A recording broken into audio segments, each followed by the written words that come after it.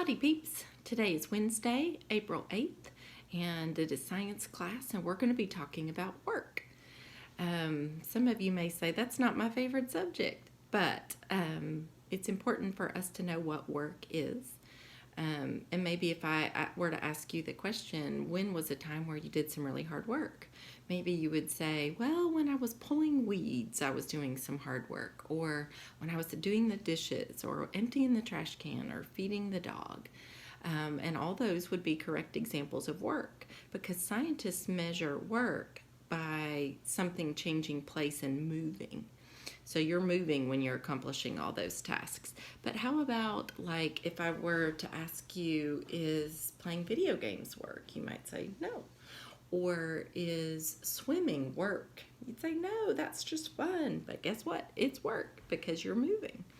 So we're going to identify today what work is, how it's defined, how a scientist defines it.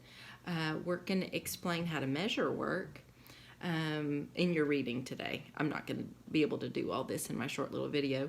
Name 5 things that can do work, and also recognize that simple machines make work easier.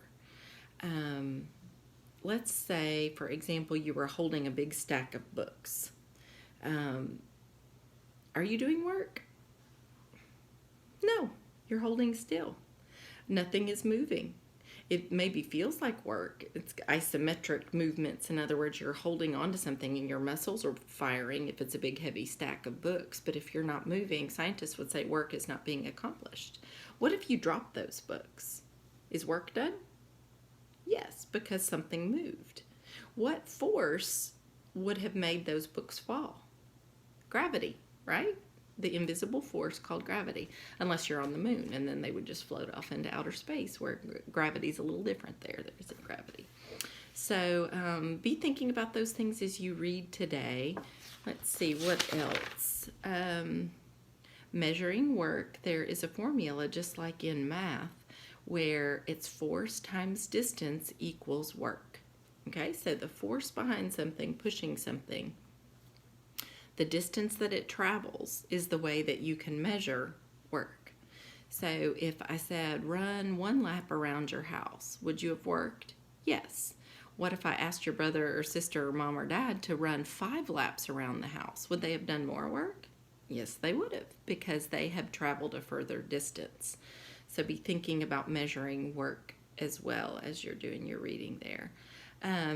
And then we're going to begin kind of the introduction to some simple machines that make work a lot easier. We're also going to be doing some workbook pages today, 105 through 106, and also 107 and 108. Remember, guys, that you're able to use your book to look up all these answers, so you should make 100, A+. Yay! Okay, enjoy learning about work.